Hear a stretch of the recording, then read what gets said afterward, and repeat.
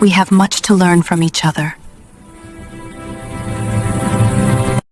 Ethan Cole stepped into the grand alien hall, and for a moment he forgot how to breathe.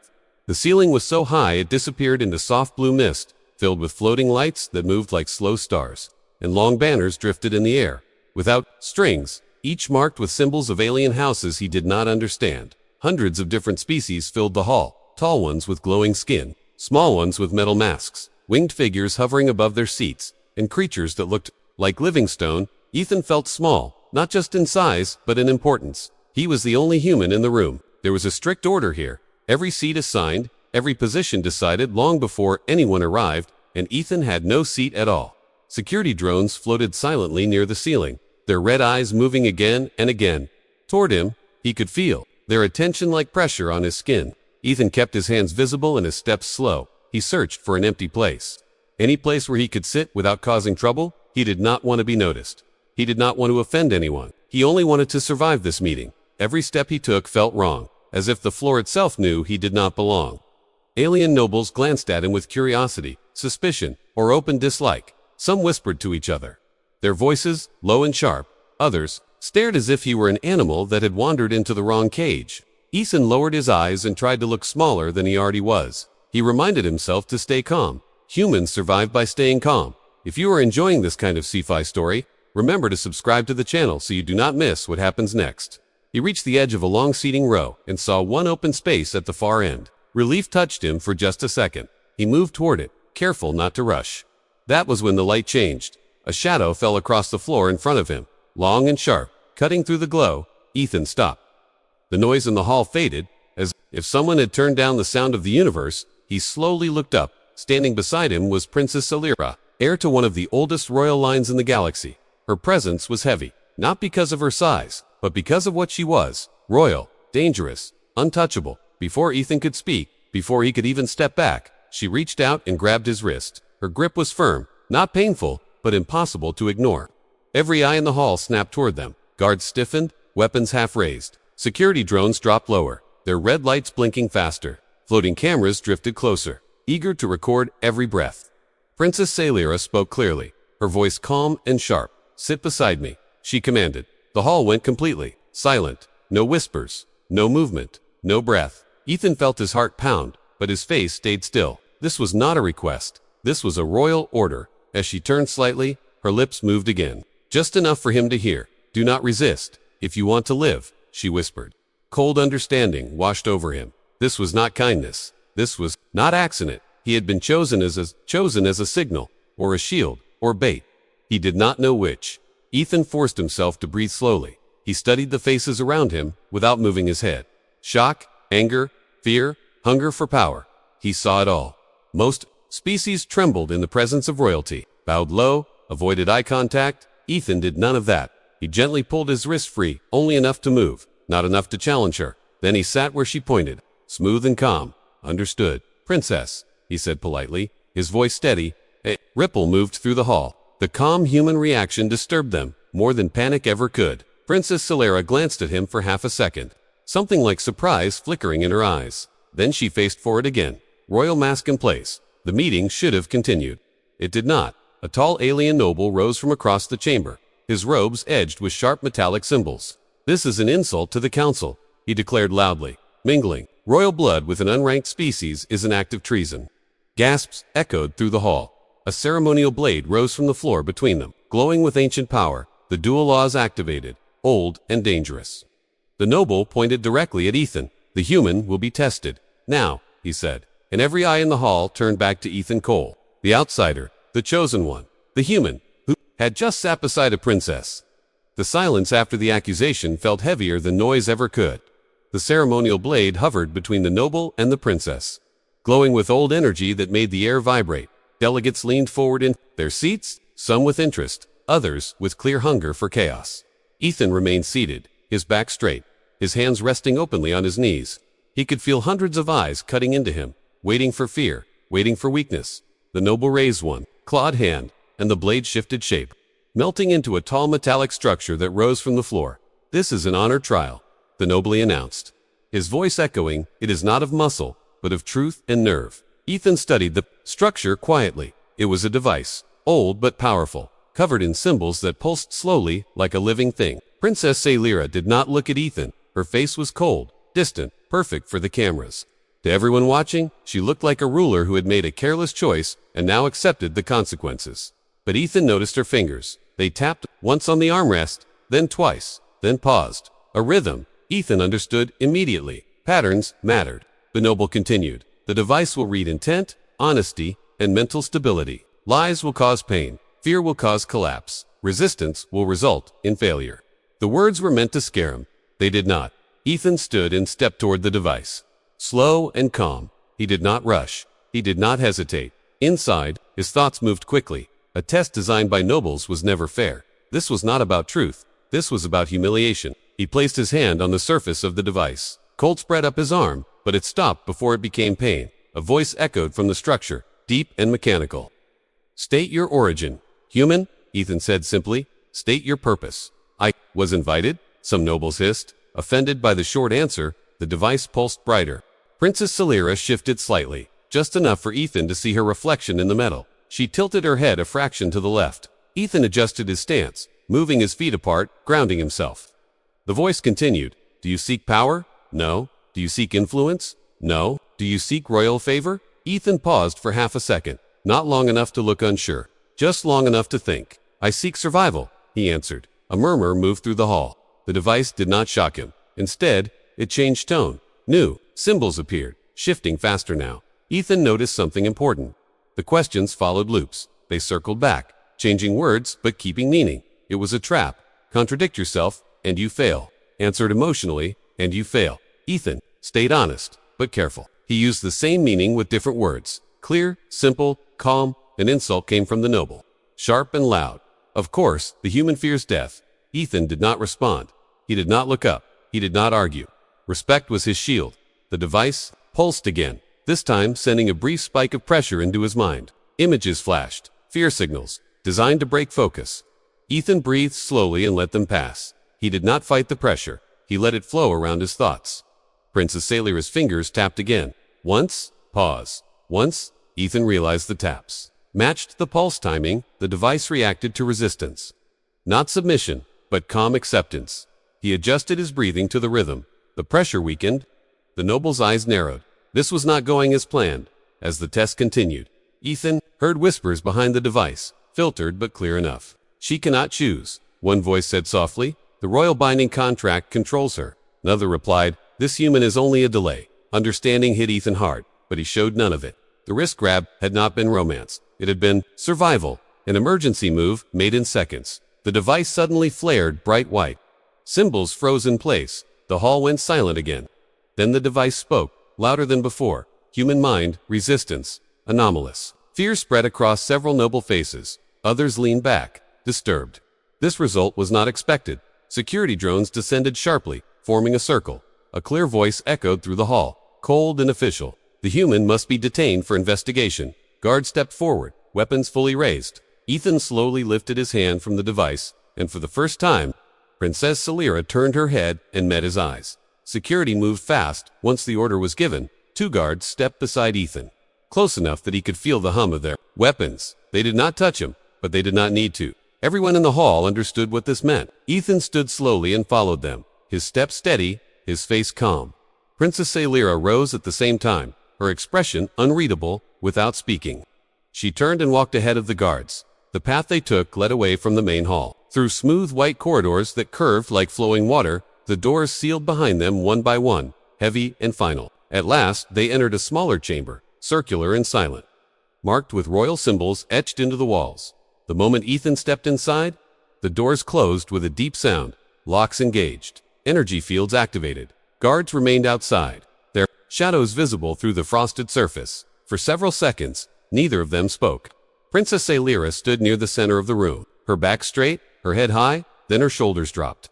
Just slightly, the royal mask cracked. She turned, and the anger in her eyes burned sharp.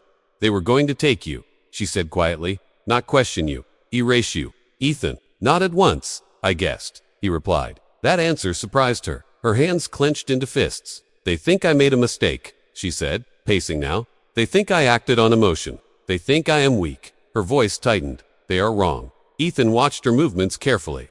Not as a subject watches a ruler, but as a human watches another trapped human. She stopped and faced him fully. "You want to know why I chose you?" she said. "Yes," Ethan answered simply. "There is a faction within the council," she continued. "They plan to force me into a political marriage, a union meant to seal power, not peace. They would use my name, my bloodline, my authority. I would become a symbol, not a ruler." The words tasted bitter in her mouth. Ethan remained silent, letting her speak. "There is an old ritual," she said, lowering her voice. "If a royal publicly takes a protector seat beside them, the marriage claim is delayed, only delayed, but delayed long enough to fight." She met his eyes. "Steady now. I chose a human because you have no house ties here, no alliances, no debts. You are unpredictable and impossible for them to control." Ethan took that in slowly. "So I was AWOL," he said. "Yes," she replied honestly. "A shield. A signal. Time." Ethan nodded again, then he shook his head. "Just once." "I will not accept bribery," he said calmly. "I will not help if innocents are harmed. I will not be used to start a war." The princess studied him closely. Most beings begged when trapped in a room with royalty. Most tried to negotiate safety. Ethan negotiated ethics. "Then help me expose them," she said. Using their own laws, Ethan's eyes sharpened slightly. "There are always rules," he said, "even for liars. If they forced this trial," he continued, "they left traces, procedures, witness requirements, records." Her breathing slowed as she listened. "They believe humans do not understand our systems," he added. "That is their mistake." For the first time, something like relief crossed her face. "You are not afraid," she said. "I am," Ethan replied honestly. "I just do not let fear choose for me." Silence filled the room again. Then slowly, carefully, Princess Celira loosened her grip on her own wrist, as if remembering how tightly she had held his earlier. "Say thank you," she said softly, the words clearly difficult for her. Before Ethan could respond, a sharp alarm cut through the chamber. Red light flooded the walls, replacing the calm glow. The floor vibrated slightly as systems shifted. Ethan turned toward the door instinctively. Energy patterns flickered across it. Unstable, someone was trying to override the locks. Princess Celira stepped close, her voice low and urgent. "They are coming to erase you," she whispered, and the lights continued to pulse red. The red lights did not stop flashing. They grew brighter, faster. The royal chamber shook as internal systems changed control. "This way," Princess Say said sharply, already moving. A narrow panel slid open in the wall, revealing a dark passage. Servant access, old and forgotten. Ethan followed without question. The moment they stepped inside, the panel sealed behind them. When truth is buried. He released the recorded data. Images filled the air. The secret meeting. The noble faction. The foreign envoy. The staged assassination plan. Gasps turned into shouts. Delegates stood, arguing loudly, pointing at the proof. The envoy attempted to step back, but security closed in. Princess Celira raised her hand. "By royal authority," she said clearly, "I dissolve the forced marriage claim. The ritual is void." The enemy leader tried to speak, but the chamber drowned him out. Orders changed quickly now. The compromised guard captain was seized. The enemy house banners dimmed, then vanished. Arrest warrants activated. Exile decrees followed. Silence slowly returned. Different this time. Respectful. Measured. Delegates looked at Ethan differently now. Not as a weak outsider. Not as a threat. But as something rare. A human who stood calm while power screamed. Princess Celira stepped beside him, standing tall.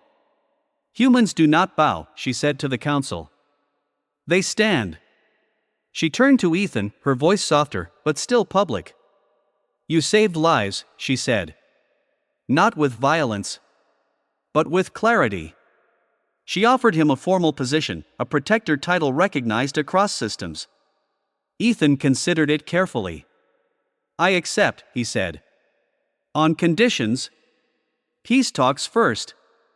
Civilian safety guaranteed. No revenge killings." The council agreed, some reluctantly, some with relief. Later, alone beneath the open stars of the palace balcony, Ethan finally exhaled. The universe stretched endless and quiet before him. A message alert blinked on his device, incoming from deep space. "We saw what the human did," the message read. Send him to us, or face consequences. Ethan looked up at the stars, his expression calm, his voice steady. No one owns a human. In the Grand Council. Princess Sailora looked at the door, then back at Ethan. They will try to destroy us, she warned. Yes, Ethan replied calmly. But now we know why. The archive lights dimmed, sealing its knowledge behind them. And together, they prepared to walk back into a hall full of enemies. The Grand Council chamber opened before them like the mouth of a beast. Rows of elevated seats curved upward, filled with delegates, witnesses, observers. Light panels floated above, bright and unforgiving. Every sound echoed, every movement recorded. Ethan walked beside Princess Sailora, his posture straight, his pace even.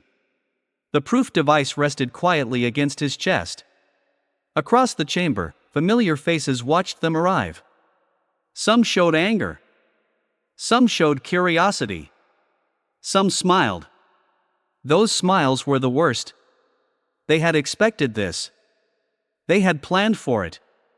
The enemy leader rose slowly, spreading his hands in a gesture of false welcome.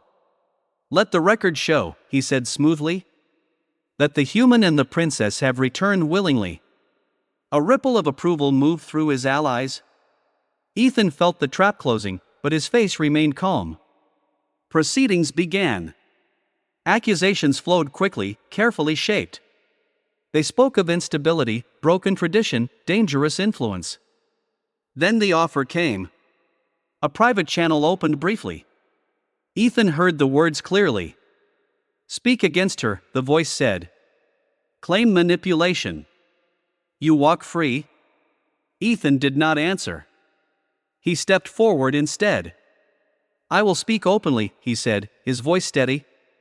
I ask the council to follow its own laws. Murmurs filled the chamber. The enemy leader's smile tightened. State your claim, he replied. Ethan nodded once. By charter, he said, any charge against a royal must follow verification sequence. Witness statements. Intent review. Oath confirmation. Several delegates shifted uncomfortably. The enemy leader gestured sharply. Proceed, he said, confident. That confidence was the mistake. As witnesses were called, Ethan noticed movement near the princess. The royal guard captain stepped closer to her chair. Too close. Ethan's eyes narrowed slightly. The captain avoided his gaze. When asked to confirm protection procedures, the captain hesitated. Just for a moment. Ethan spoke again, calm and clear. There is a traditional oath scan, he said. Used in high treason cases. I request it be applied. The chamber fell quiet. The enemy leader laughed softly. As you wish, he said, waving a hand. The oath device rose from the floor, ancient and absolute. One by one, speakers placed their hands upon it. Truth passed easily for those who spoke honestly. Then the guard captain stepped forward. The scan flared red instantly. Gasps echoed. Data streams burst into the air, showing altered orders, falsified commands, secret transfers. The enemy leader stood abruptly, anger breaking through control. This is manipulation, he shouted. Ethan did not raise his voice. This was predictable, he said. You planned force. You did not plan honesty. The chamber erupted into chaos. Delegates argued, shouted, demanded review. The enemy leader slammed his staff into the floor. Emergency decree, he declared loudly. Execute the human for threatening state stability. Guards moved at once, weapons raised, boots striking the floor in unison. Ethan did not step back. He did not resist. He looked only at Princess Sailora. For a single second, the chamber froze. The princess rose from her seat, her injury forgotten, her voice clear and sharp. Then you will execute me first, she said. And silence crashed down harder than any weapon. The guards stopped moving. Weapons hovered inches from Ethan's chest. The council chamber held its breath. Ethan raised one hand slowly, not in surrender, but in timing. Before you act, he said calmly, I invoke an active treaty. Confusion spread across the chamber. The enemy leader laughed once, sharp and loud. There is no such right, he said. Ethan did not look at him. He touched the device at his chest. The archive protocol activated instantly, projecting light across the chamber. Emergency treaty confirmed, a neutral system voice announced. Neutral protector clause engaged. Execution paused. The guards froze in place, locked by law, not force. Murmurs exploded into open shock. Ethan stepped forward one pace, his voice steady. This treaty exists for moments like this, he said. When power eats itself. This is it. A drone slammed into the corridor behind them, weapon charging. Ethan placed the princess down gently. She leaned against the wall, blood dark against her sleeve. The scanner activated, glowing softly. Royal blood required, the system announced. Princess Sailora stepped forward and pressed her hand to the surface. The scanner flickered, then dimmed. Insufficient, it replied. Her knees buckled. She was too weak. The drone fired again, closer this time. Ethan stepped between the weapon and the princess without thinking. He placed his hand on the scanner. Cold surged through him, sharp and deep. The system paused. Then a calm voice echoed through the corridor. Access accepted. The archive door began to open, the archive door sealed behind them with a deep sound. The noise of alarms faded into distant echoes. Inside, the air felt different, heavier, older. Soft white light flowed from the walls, forming rows of floating data panels. Symbols shifted slowly, layered with age and authority. Ethan stood still for a moment, letting the space speak. Princess Sailora leaned against a stone pillar, breathing carefully. You should not be able to enter, she said quietly. I know, Ethan replied, his eyes moving across the panels. The archive awakened fully. A central construct rose from the floor, light shaping itself into readable form. Emergency protocol activated, the system announced. Royal lineage compromised. Neutral protector condition confirmed. Princess Sailora straightened despite the pain.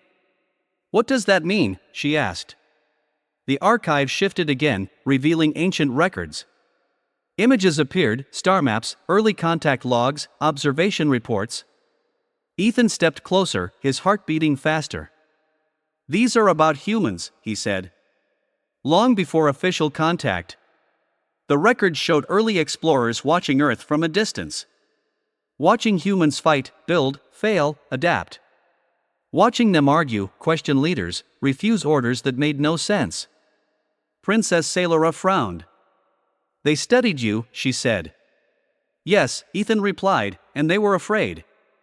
The archive highlighted a marker, repeated across thousands of entries. Compatibility code, the system explained. Species classification, neutral adaptive. Low influence compliance. High independent reasoning. A new document unfolded, older than the palace itself. A treaty, forgotten by most, ignored by many. When a royal line is compromised by internal control, the archive read. A neutral protector may be chosen to delay seizure of power. Princess Sailora closed her eyes briefly.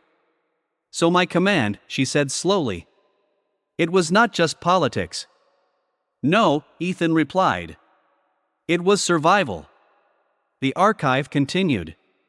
Humans demonstrate resistance to mental influence beyond expected limits. Attempts at coercion result in adaptation rather than submission. Control failure rate unacceptable. Ethan let out a slow breath. So that is why they fear me, he said. Not because I am strong, but because I can choose.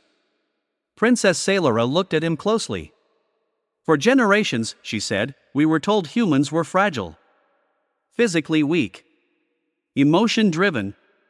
And yet they stay calm when power shouts at them, Ethan finished. Silence filled the archive. Then the princess spoke again, softer now. I grabbed your wrist because I saw honesty, she admitted. Not courage. Not ambition. Just honesty. Ethan looked down for a moment, then back at her. "I was terrified," he said. "I still am. But fear does not mean leaving. It means choosing carefully." The archive chimed, interrupting them. "Evidence package prepared," it announced. "Uploading to public council network." Light surged across the panels. Then stopped. The glow dimmed sharply. "Broadcast denied," the system stated. "Council authority override detected." "Network locked." Princess Sailor's jaw tightened. "They control the channels," she said. "They knew we would come here." Ethan nodded slowly. "They always plan for force," he said. "But not for exposure." He gathered the data into his device, compressing it carefully. "We take it to them," he continued. "In person." The corridor was tight and low, metal walls worn smooth by time. Above them, the palace moved. They could hear doors locking, corridors shifting, security paths rewriting themselves. Palace security had turned hostile. Drones descended into search patterns, their hum echoing through the structure. Ethan slowed his steps, listening carefully. "Eyes everywhere," he said quietly. "Yes," the princess replied, "this palace watches itself." They moved through narrow bends and sudden drops. Old maintenance routes, never meant for royalty. Ethan noticed small details, loose panels, air vents, vibration changes under his boots. Simple things, but useful. A drone passed overhead in a cross-tunnel, red light sweeping. Ethan pulled the princess close to the wall and killed the glow on his wrist device. They stood perfectly still. The drone passed. No alarms. They continued. At one junction, the corridor opened into a service balcony overlooking a lower chamber. Ethan stopped suddenly and crouched. Voices floated up, sharp and controlled. Below them stood several nobles, their robes marked with hidden house symbols. Beside them stood a tall figure with dark metallic skin and unfamiliar insignia. A foreign envoy. Ethan leaned closer to the edge, careful not to be seen. "They will blame the human," one noble said coldly. "A staged attack during the council session," another replied. "The princess survives," the envoy added, "but barely. War follows. Emergency powers activate. And control becomes permanent." The words hit like ice. This was not about marriage anymore. This was about conquest. Princess Sailor's hand trembled slightly. Ethan steadied her without looking at her face. Slowly, carefully, he activated a small human recording device clipped inside his sleeve. No lights. No sound. Just data. Simple, effective. The nobles below turned, and Ethan froze. One of them looked directly toward the balcony. Ethan did not move. He reached into his pocket and rolled a small metal disc across the floor behind them. It clinked softly, then released a brief pulse of light and sound in the opposite tunnel. A harmless distraction. But enough. Guards shouted somewhere far off. The nobles below turned away, irritated. Ethan pulled back. "We have proof," he whispered. "Not enough," the princess replied, her voice tight. They moved again, faster now. Drones returned, closer, smarter. One spotted them at the edge of a corridor. Red light flared. Ethan grabbed a loose maintenance panel and slammed it into the drone's sensor path. The drone fired, missing, crashing into the wall. Alarms howled louder. They ran. A blast hit the floor behind them, throwing sparks. Princess Sailora stumbled, pain flashing across her face. Ethan turned instantly, lifting her without hesitation. Not dramatic. Not heroic. Just necessary. He shifted her weight and kept moving, his breathing steady. "Put me down," she protested weakly. "No," he said simply. They reached a heavy door marked with ancient symbols, half hidden behind layers of newer tech. "The Royal Archive," the princess said, her voice strained.